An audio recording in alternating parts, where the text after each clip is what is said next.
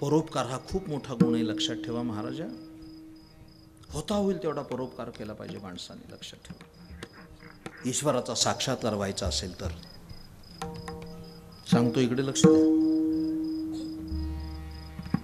जेव्हा मी परदेशात गेलो तर तिथल्या पत्रकारांनी मला प्रश्न विचारला की ज्ञानेश्वर महाराज तुम्हाला भावले याचं कारण काय. तर मी उत्तर असं नाही दिलं की ज्ञानेश्वर महाराज रेडा बोलवला, भिंत चालवली आणि सच्चिदानंद बाबा उठवला. खूप भानावरून ऐका सर्व मंडळी. रेडा बोलवला, भिंत चालवली, सच्चिदानंद बाबांना उठवलं, हे ज्ञानेश्वर महाराजांचं चरित्र आहे. पण कधीतरी मला प्रश्न पडतो तो हाय, तुमच्या सृजनांच्या साक्षीनं व्यक्त करतोय की चमत्काराच्या चौकटीमध्ये बसून आम्ही ज्ञानेश्वर महाराजांच्या कर्तृत्वाकडे तर दुर्लक्ष करत नाही ना. यापेक्षा कितीतरी पटीनं ज्ञानेश्वर महाराज मोठे. एखाद्या सिद्ध पुरुषाच्या आयुष्यात अशा घटना घडू शकतात, ते काही फार विशेष नाही. कर्तुम अकर्तुम अन्यथा कर्तुम शक्ती ज्यांच्या ठाई वास करते ते करू शकतात, फार विशेष नाही. साईबाबांनी द्वारकामाईत पाण्यानं दिवे लावले. तमाम सगळ्या तुमच्या भाविकांच्या साक्षीने सांगतो, ज्ञानेश्वर महाराजांनी रेडा बोलवला याचं मला कधीही नवल वाटलं नाही, बिलकुल नाही. कुणी पत्रकार असेल तर सकाळी छापायला हरकत नाही, फक्त पूर्ण वाक्य ऐकून छापावं, नाही तर सकाळी महाराष्ट्रात गोंधळ होईल. रेड्याच्या डोक्यावर ज्ञानेश्वर महाराजांनी हात ठेवला आणि रेडा वेद बोलला, नवल नाही. नीट ऐका तर कळेल.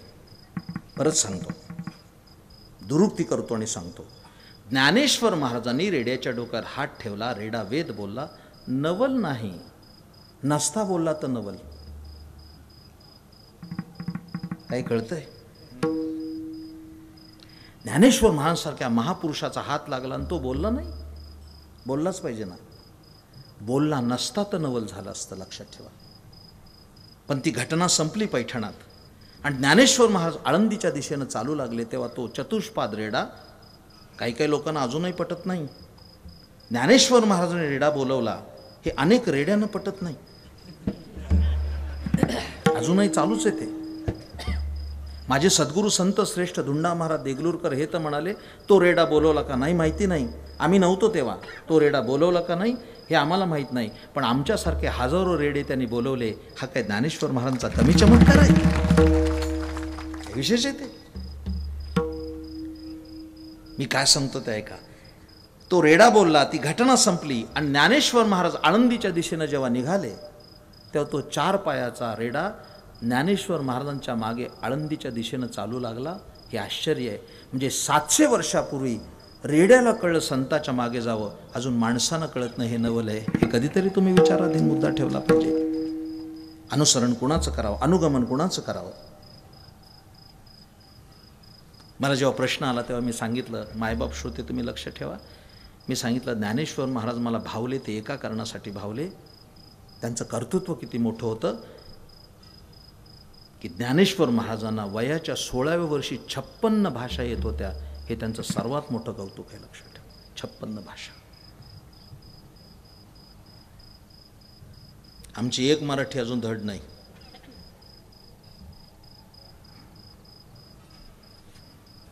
हां, 56 मिळून एक मराठी असेल, असं असू शकेल.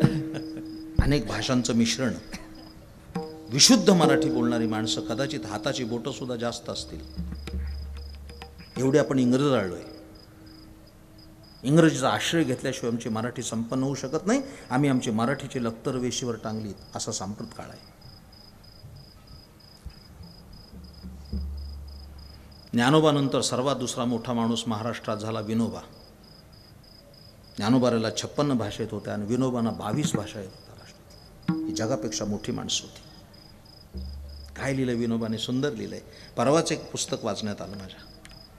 तुम्हा सर्वांना माझं सांगणं आहे, सर्वाधिक वाचन केलं पाहिजे. जगातली मोठी माणसं झाली वाचूनच झाली. एका तत्ववेत्यानं असं म्हटलंय, भारतातील भाविकांच्या रांगा देवालयात जाण्यापेक्षा वाचनालयात जातील तर भारत पुन्हा महासत्ता होईल. हे भारतीयानं पक्क लक्षात ठेवलं पाहिजे. ते वाचल्याशिवाय त्याचं कल्याण होणार नाही. वाचलं पाहिजे.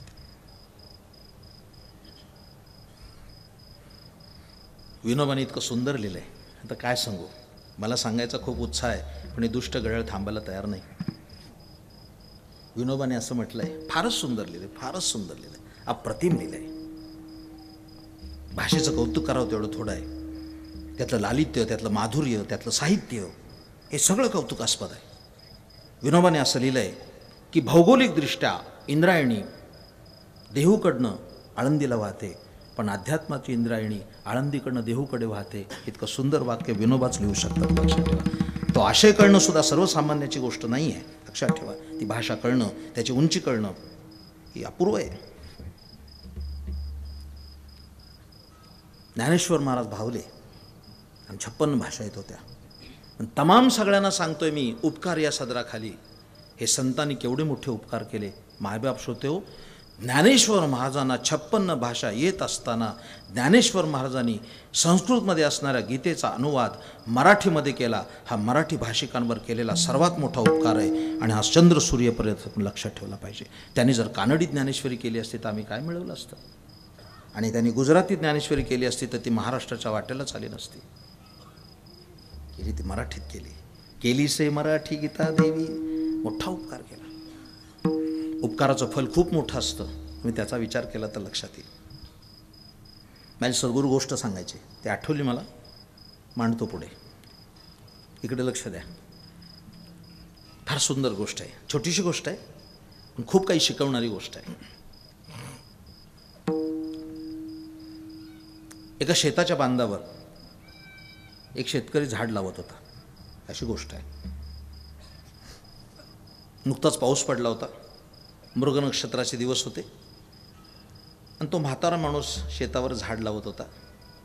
एवढ्यामुळे त्या देशाची राजाची स्वारी तिथं आली, घोड्यावर बसून. तो म्हातारा काय करतोय म्हणून तिथं थांबला तो. आणि त्या राजाने त्याला विचारलं, बाबा काय करताय? तो म्हणला, झाड लावतोय. कशाचं? तो म्हणला, अक्रोडाचं. अक्रोड बघितलंय का कधी? अक्रोड असं एवढं फळ असतं, फोडलं की त्याच्यात गर निघतो, सुकामेवा म्हणून खातो आपण. मला काय लगेच द्यायचं नाही तुम्हाला. ते झाड असं विलक्षण आहे की लावल्या दिवसापासून त्याला 100 वर्षांनी फळ येतं. ऐकताय ना? आणि लावणारा म्हातारा 80 वर्षाचा होता. बरीच फळं खाल्ली असतील, नाही? त्या राजाने त्या म्हाताऱ्याला सांगितलं, कशाला ते झाड लावताय बाबा, उपटून टाका. तुम्हाला नवीन कलमी आंब्याचं रोप देतो, देवगड हापूस, 3 वर्षात आंबा. कलमी असल्यामुळं निदान तुमच्या वयाचा विचार केला तर आमरस खाऊन तरी. त्या राजाचे ते बोलणं ऐकलं. तो म्हातारा काही साधा नव्हता, काही केस उन्हानं पिकले नव्हते, अनुभव संपन्न म्हातारा होता, लक्षात ठेवा. तो हसला आणि त्या राजाला म्हणाला, सरकार हे झाड लावतोय हे माझ्यासाठी नाही. मग मी आत्ता अक्रोड खातोय, पण ती माझ्या आजोबानं झाडं लावलीत, त्यांच्या उपकाराची फळं मी खातोय, आणि हे झाड लावतोय हा माझा पुढच्या पिढीवर परोपकार चाललाय, असं त्याने उत्तर दिलं त्या म्हाताऱ्याने. राजाला इतका आनंद झाला की त्याने खिशात हात घातला बक्षीस द्यायला. आता तो राजाचा खिसा आहे, तो का वारकऱ्याचा आहे? वारकऱ्याच्या खिशात हात घातला तो आरपार तरी जाईल, नाही तर सापडला तर ज्ञानोबरायचा हरिपाठ. अर्थात हे मी जुन्या वारकऱ्याविषयी बोलतोय. नवीन वारकऱ्याच्या खिशात हात घातला कदाचित आयफोन पण निघेल 60-70 हजाराचा. वारकरी एवढा गरीब नाही राहिला, आणि गरीब राहू नये वारकऱ्याने, असं प्रांजळ मत आहे माझं. वारकऱ्याने गरीब राहू नये, वारकरी फाटकाच दिसला पाहिजे अशी समाजाची धारणा असता कामा नये. प्रत्येक वारकऱ्याने एक गोष्ट लक्षात ठेवली पाहिजे, आपल्या बापाच्या दारात सोन्याचा पिंपळ असेल तर त्याची लेकरं कशी दिसली पाहिजेत, हा प्रत्येक वारकऱ्याने विचार केला. जयाची द्वारी सोन्याचा पिंपळ, अंगी ऐसे बळ रेडा बोले. राजाने खिशात हात घातला, 100 सोन्याची नाणी काढली. नीट ऐका. त्या म्हाताऱ्याच्या हातात दिली, घोड्याला टाच मारली आणि राजा निघाला. तो म्हातारा हसला. हसल्याबरोबर त्यांनी राजाने लगाम खेचला आणि विचारलं, का रे हसलास? तो म्हणला, असंच हसलो. राजा म्हणला, असंच नाही हसणार तू, काहीतरी कारण असावं लागतं, त्याशिवाय कोण हसेल? कोण हसेल? विनोद झाला ना हसला शहाणा, नाही का? विनोद झालाच नाही ना हसला, वेडाच आहे. आणि विनोद होऊनही हसला नाही, तो त्याच्या पुढचा वेडा. काही काही गावाला आम्ही जातो ना, त्यांना काहीही सांगा आणि आम्हालाच वाटतं आपण तर बाहेरच्या गावी नाही ना आलो, काही कळतच नाही त्याला.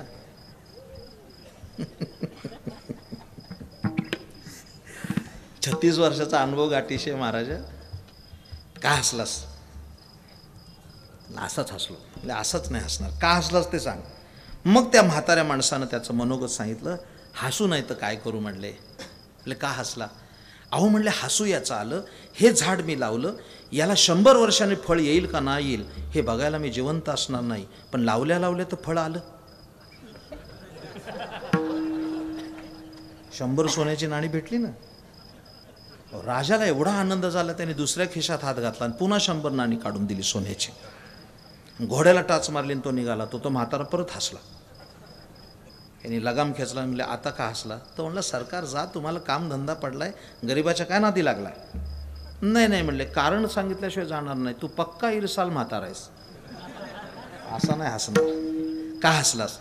तर म्हातारा म्हणला हसू नाही तर काय करू, आता 80 वर्षाचा झालो, 80 उन्हाळे पावसाळे पाहिले, पण 80 वर्षात बघत आलो की प्रत्येक झाडाला वर्षातून एकदाच हंगाम येतो.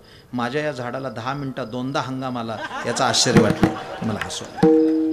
आता राजाला तिसरा खिस्सा नव्हता आणि मलाही सांगायला वेळ नाही, न सांगितलं बरं. परोपकाराचा फार मोठा इतिहास आहे महाराज. परोपकार करीत असावा, त्याकरता संत खाली उतरले. काय सांगावं तुम्हाला, इकडे लक्ष द्या. मी आता जास्त म्हणण्याचा प्रयास करत नाही, थोडी मिनिटं वाचवतो. हे तिसरं चरण मोठं विलक्षण आहे अभंगातलं. लटिके वचन नाही देही उदासीन, शब्दशः अर्थ घेतला तर फार मोठा घोटाळा होऊ शकतो. कळतंय ना माझं बोलणं? लटिके वचन, हे संत खोटं बोलतात. नाही देही उदासीन म्हणजे देह उदासीन नसतात संत, असं वर्णन होईल. संत वाङ्मयाचे अर्थ खूप अभ्यासपूर्वक करावे लागतात. आपण हरिपाठ म्हणतोय ना, त्या हरिपाठात सुद्धा एक चरण असं आहे. अरू महाराज, ते अर्ध म्हटलं तो घोटाळा होऊ शकतो. अर्ध म्हटलं ना घोटाळाच आहे. सांगू तुम्हाला, ऐकता? हरि उच्चारणी अनंत पापराशी,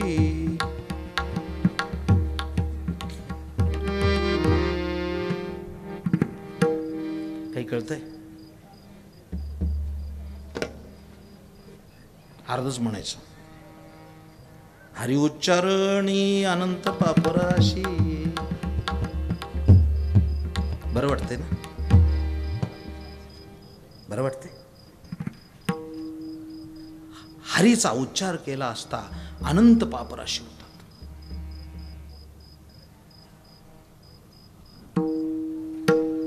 समग्र विचार करावा लागतो महाराजा.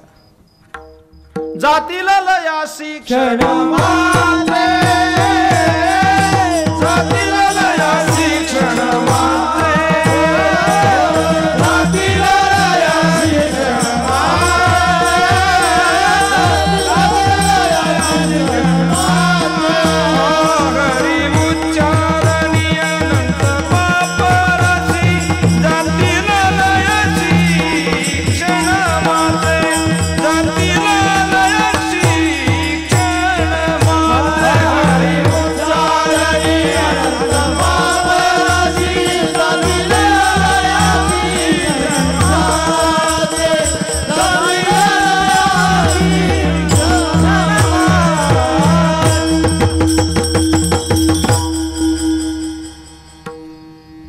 गुणांपैकी 4 गुण सांगून झालेत.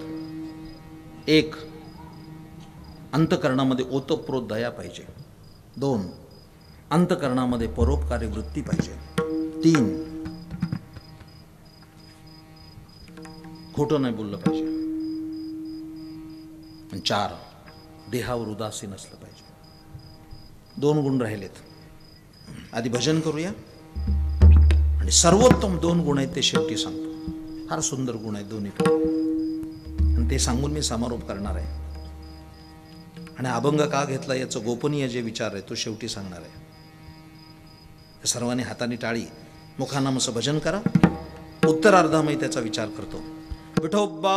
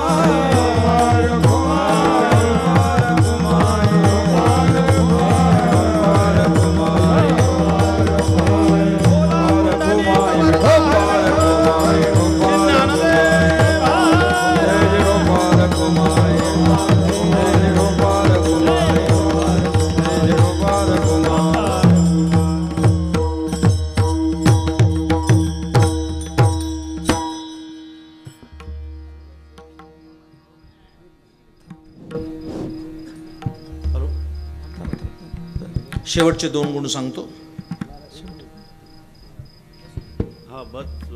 या कार्यक्रमाचं फक्त राजेंद्र जगन्नाथ राणे आणि त्यांचे सुपुत्र डॉक्टर भूषण राजेंद्र राणे यांनी महाराजांचा स्वागत केलेलं आहे. राजेंद्र राणे हे शिक्षण संचालक मंडळाचे संचालक आहेत आणि व्यापारी आहेत.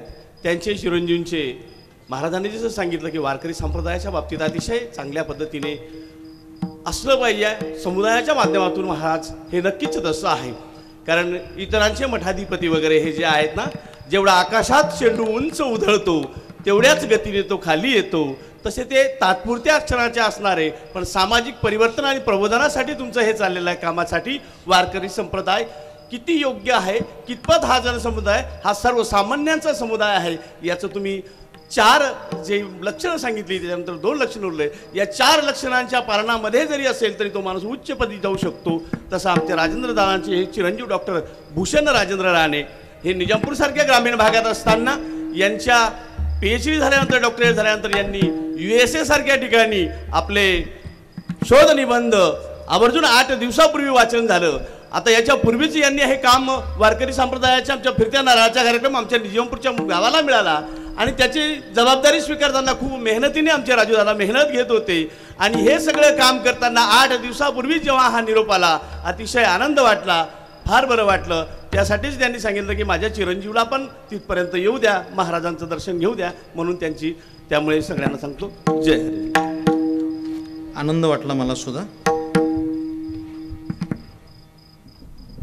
की महाराष्ट्राचा शोध निबंध USA पर्यंत पोहोचला. त्यांचं हार्दिक अभिनंदन करतो.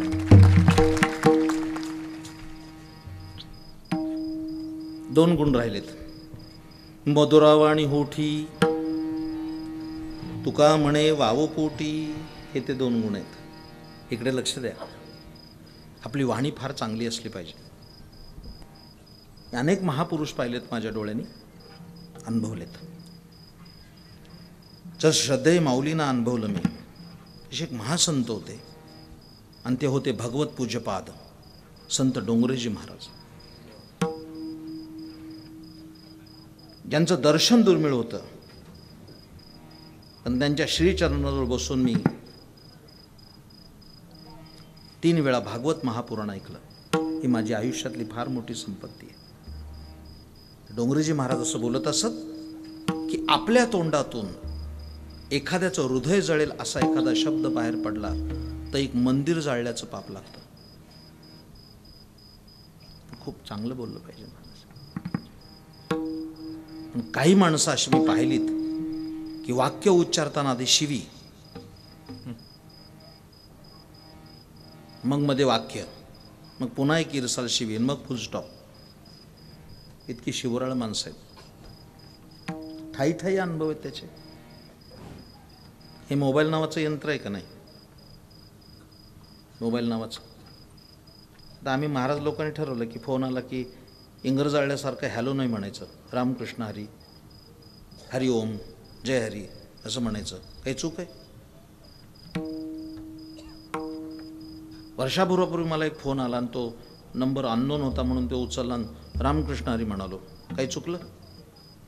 समोरून आवाज आला, तिच्या आईला महाराजाला फोन लागला वाटतं, दिला ठेवून. काय चाललंय? आता मला असं वाटलं की आपण चुकीच्या लोकांना तर ज्ञानेश्वरी सांगत नाही ना. काय करतोय आपण?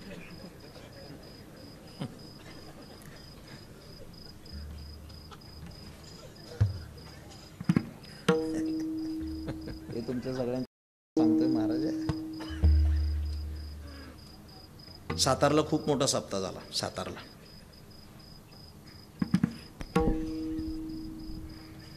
पुसे सावळी नावागावाच्यात त्याचं कीर्तन होतं. 700 ते 800 टाळकरी होते. 700 ते 800 टाळकरी. मी कीर्तन उभं राहिलो, शेजारी 2 चोपदार उभे होते. हे चोपदार कसे आहेत? असे ते. ते सातारचे पश्चिम महाराष्ट्रातले चोपदार, 6 फूट उंच, धिप्पाड. त्या दृष्टीने हे किरकोळ दिसत आहेत मला.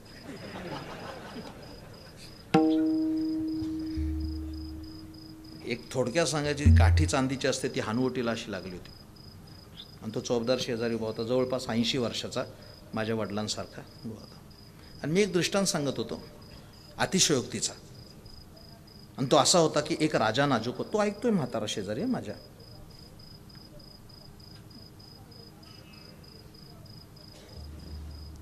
आणि मी सांगता सांगता म्हणालो की एक राजा नाजूक होता, आणि इतका नाजूक होता की तो हत्तीवरनं चालला बसून, आणि हत्तीच्या पायाखाली वेलदोडा आला तर राजाला सर्दी व्हायची.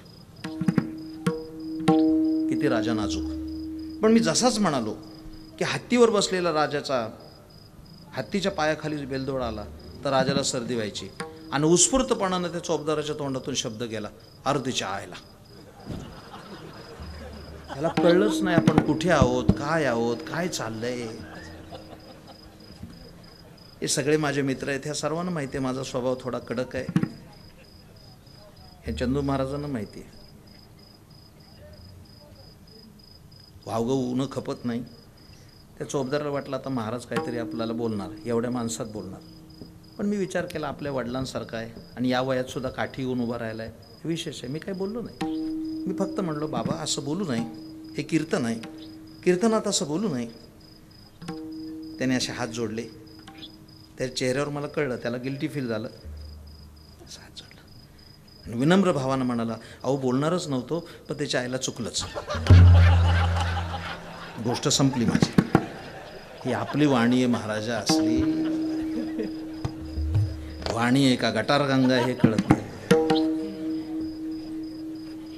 मधुरा वाणी ओठी,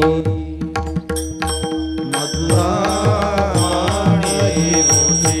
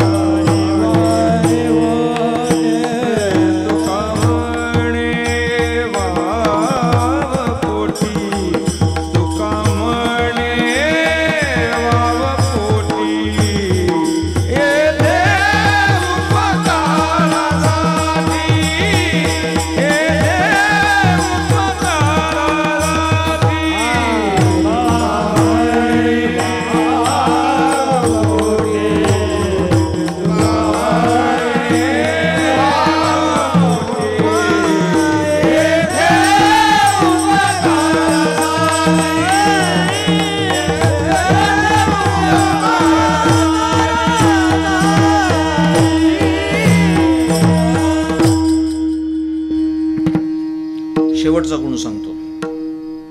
पूर्णतः मला भान आहे. 11च्या पुढे एकही मिनिट बोलणार नाही. तोपर्यंत एकही माणूस उठता कामा नये. आणि एखादा उठला घरी जाईपर्यंत काही झालं तर मी जबाबदार नाही. ही कीर्तनाची ताकद आहे ती. क्षमा हा सर्वात मोठा गुण आहे, लक्षात ठेवा. क्षमा. साधूचा सर्वात मोठा गुण कोणता असेल तर तो क्षमा आहे. अतिशय सुंदर दृष्टांत सांगतो, इकडे लक्ष द्या. आपण करतो का क्षमा करतो? काय क्षमा आहे आपली? मुलाकडून कप फुटला तर आम्ही क्षमा करतो, ही तकला तू क्षमा आहे. क्षमेचं अत्युच्च जर शिखर पाहायचं असेल तर ते महाभारतात पाहिलं पाहिजे, लक्षात ठेवा.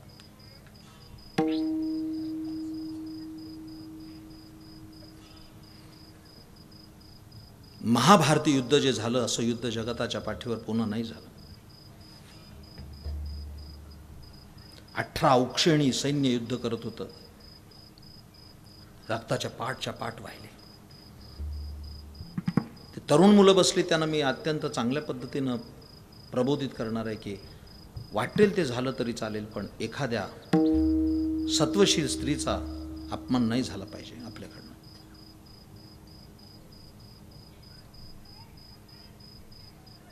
खूप भोगावं लागतं त्याचं, खूप भोगावं लागतं.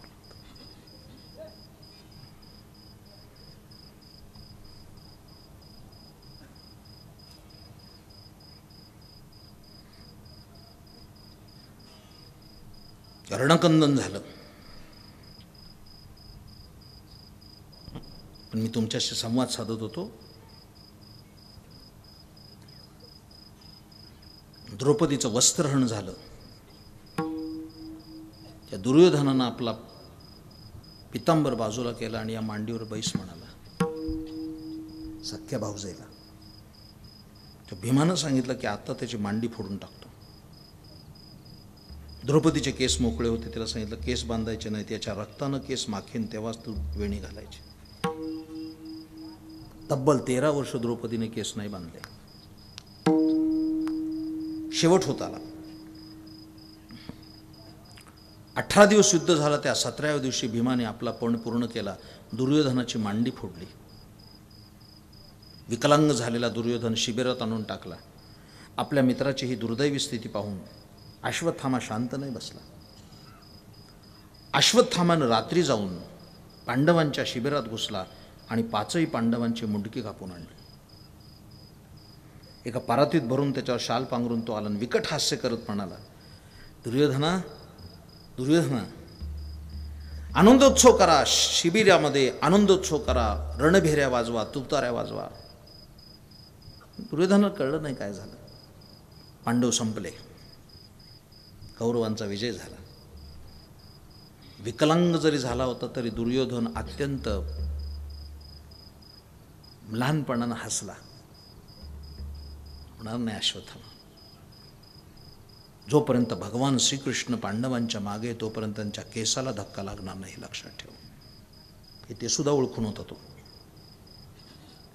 हे बाप दाखव नाही तर श्राद्ध घाल. त्यांनी परात होती त्याच्यावरचं वस्त्र बाजूला केलं तर 5ही पांडवांची मुंडकी दिसली.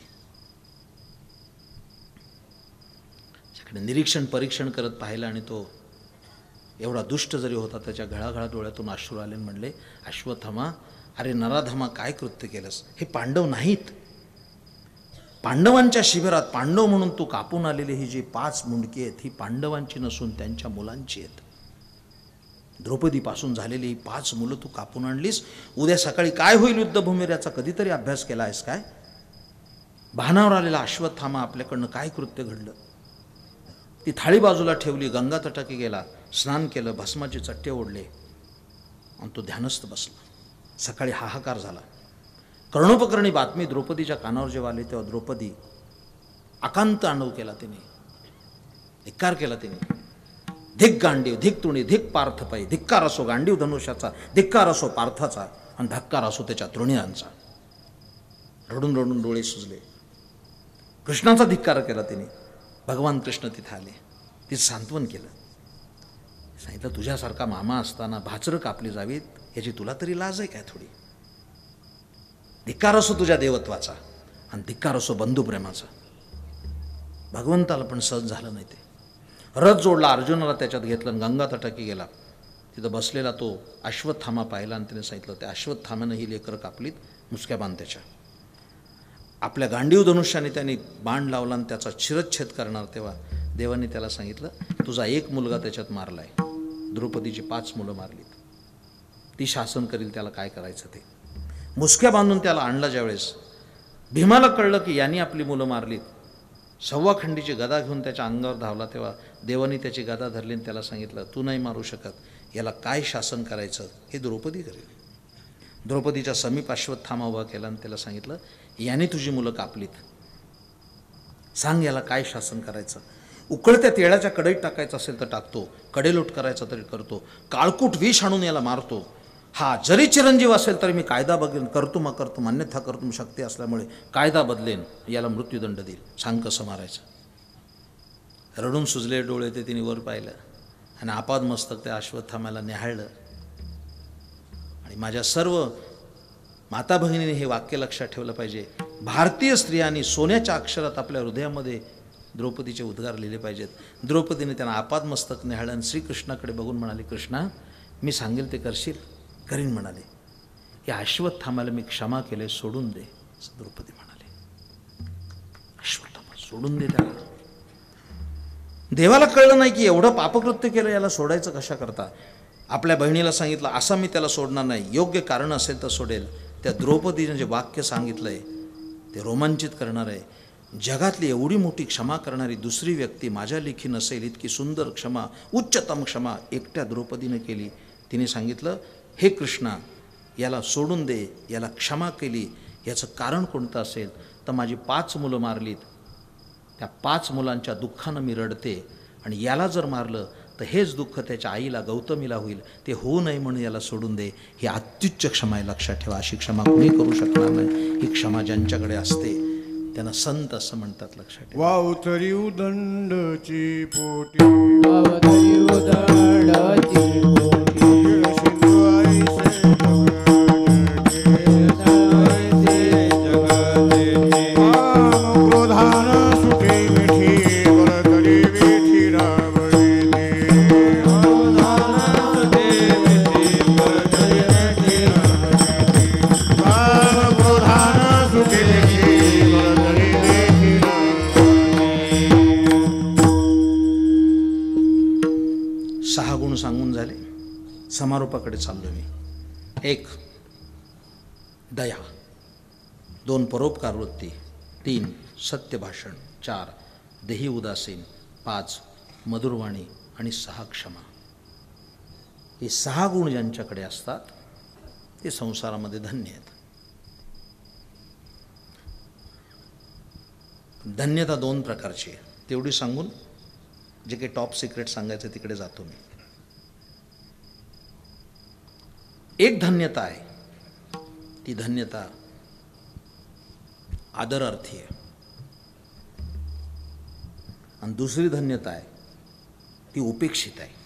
माझ्याकडे लक्ष द्या, त्या देहबोलीतून तुम्हाला कळेल. इकडे लक्ष द्या म्हणजे कळेल. कानानं कीर्तन ऐकलंय नवल काय, डोळ्याने सुद्धा कीर्तन ऐकता आलं पाहिजे. आपण सुद्धा नाही पडली पाहिजे. 7 दिवसात परीक्षेत उद्धरून गेला आणि 70 वर्षात देव नाही स्वप्नात आला. काही तफावत आहे की नाही? पहिली आदरार्थी धन्यता, धन्य आहेत ते.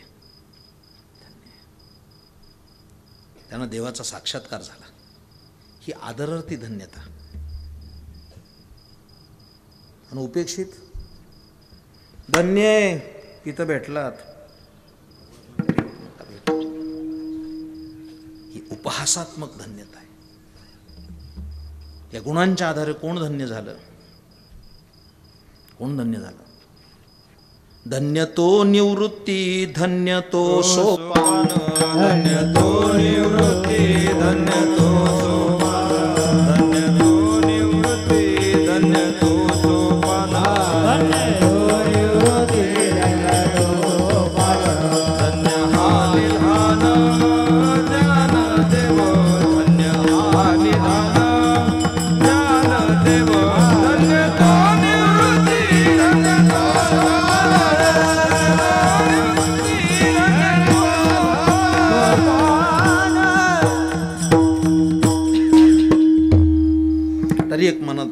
तरी एक मनात विचार आहे, धन्य तो निवृत्ती, धन्य तो सोपान, धन्य हा निधान ज्ञानदेव. पण ही नावं जरी असली तरी ही सारे ब्रह्मचारी लोक आहेत. धन्य तो निवृत्ती ब्रह्मचारी, धन्य तो ज्ञानदेव ब्रह्मचारी, धन्य तो सोपान ब्रह्मचारी. संसारात कोण धन्य झालं महाराज? लांब कशाला जायचं कारण आहे. धन्य तू कोबा समर्थ,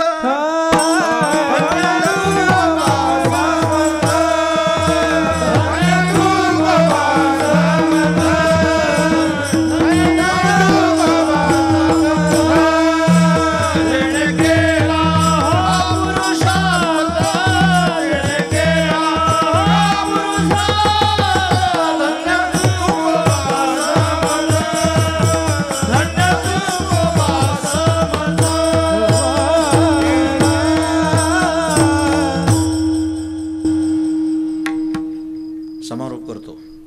इकडे लक्ष द्या आणि कान मन एकवटून ऐका. या संपूर्ण अभंगाचं सार कशा करता हा घेतला. माझ्या अंतकरणात खूप उदात्त हेतू आहे त्यामागे. जेव्हा मी भामेरला कीर्तन केलं तेव्हा स्वतः स्वयं श्रद्धे माऊली बसले होते शेजारी माझ्या, कीर्तन ऐकत होते.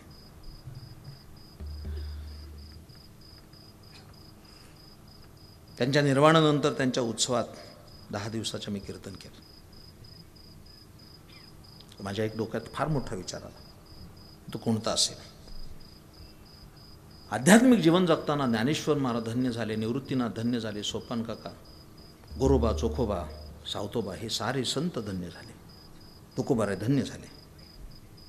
ज्ञानेश्वर महाराज जसे धन्य झाले, तुकोबाराय जसे धन्य झाले, तसं मायबाप श्रोत्यानो आपणा सर्वांचं उपास्य असणारे परमश्रद्धेय माऊली महाराज हे सुद्धा धन्य झाले. का झाले याचं उत्तर तुम्हाला माहीत असेल किंवा नसेल, पण मला माहिती आहे. हे सांगण्यासाठी मी 2 तास शांत राहिलो आहे आणि त्या प्रागट्याची वेळ आली. ऐकायचं आहे. एवढं जर घरी घेऊन गेलात तर आयुष्याचं कल्याण झालं, जीवन उद्धरून गेलं, प्रसाद पावला असं होईल. ऐकायचं आहे. मनापासून सांगितलं तर तुम्हाला आश्चर्य वाटेल. या अभंगाचा विचार मी का केला असेल. मुंबईपासून विचार करत आलो की माऊलीच्या संबंधानं काय सांगायचं, आणि फार चांगला विचार माझ्या हातात आला. तो प्रस्तुत करण्यासाठी मी 2 तासाचं निर्मळ असं व्याख्यान केलं आहे. ज्ञानेश्वर महाराज धन्य झाले, तुकाराम महाराज धन्य झाले, गोरोबा, चोखोबा, सावतोबा हे सारे संत धन्य झाले, आणि ज्ञानेश्वर माऊली जायखेडकर अर्थात गुरुजी हे सुद्धा धन्य झाले. का झाले याचं उत्तर मला सापडलं. उत्तर अक्का सापडलं. का धन्य झाले ऐकायचं आहे. हरिपाठी स्थिरावला तोची धन्य, हरिपाठी स्थिरावला तोची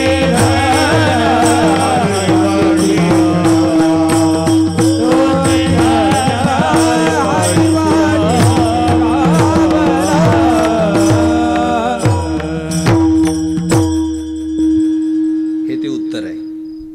तमाम सगळ्या लोकांच्या डोळ्यात मला ते चित्र दिसलं. गुरुजीने आयुष्यात काय केलं असेल तर फक्त हरिपाठ केला, फक्त हरिपाठ. आम्ही कीर्तनकार आमच्या विद्वत्तेचं प्रदर्शन करताना सांगतो की ज्ञानेश्वर महाराजांना 4 अपत्य होती. 4 एकूण 4 ब्रह्मचारी असून, एक पहिला मुलगा सिद्ध आहे, दुसरा मुलगा ज्ञानी आहे, तिसरा मुलगा योगी आहे आणि चौथा मुलगा साधक आहे. या 4ही मुलांना आपली संपत्ती ज्ञानाबाईनं वाटून टाकली. जो सिद्ध मुळाचा मुलगा होता त्याला ज्ञानोबारायांनी अमृत अनुभव दिला. जो ज्ञानी मुलगा होता त्याला ज्ञानोबारायांनी ज्ञानेश्वरी दिली. जो योगी होता त्याला ज्ञानोबारायांनी चांगदेव पासष्टी झाली. आणि माऊलींसारखी जी श्रद्धावान साधक मंडळी होती त्याला ज्ञानोबारायांनी आपला हरिपाठ दिला, आणि त्या हरिपाठानं ही सारी मंडळी धन्य झाली. लक्षात ठेवा. आम्हाला काय येत होतं म्हणायला. गुरुजीने आयुष्यभर हरिपाठ केला. आमच्या कीर्तनाला जेवढी गर्दी नसते तेवढी त्यांच्या हरिपाठाला गर्दी असे हे मी माझ्या डोळ्यानं पाहिले. लक्षात ठेवा. आयुष्यभर त्यांनी हरिपाठच केला. हरिपाठ त्रिवार म्हणत होते ते, आणि त्याचा परिणाम असा झाला, त्या हरिपाठाचा त्यांच्या जीवनावर एवढा मोठा परिणाम झाला की साक्षात पांडुरंगाने त्यांना दर्शन दिलं. ही सांगीवांगी गोष्ट नाही, हे आपण जाणू शकतो. हेडमास्तरानं सुट्टी दिली नाही पंढरीच्या वारीला जाण्याकरता.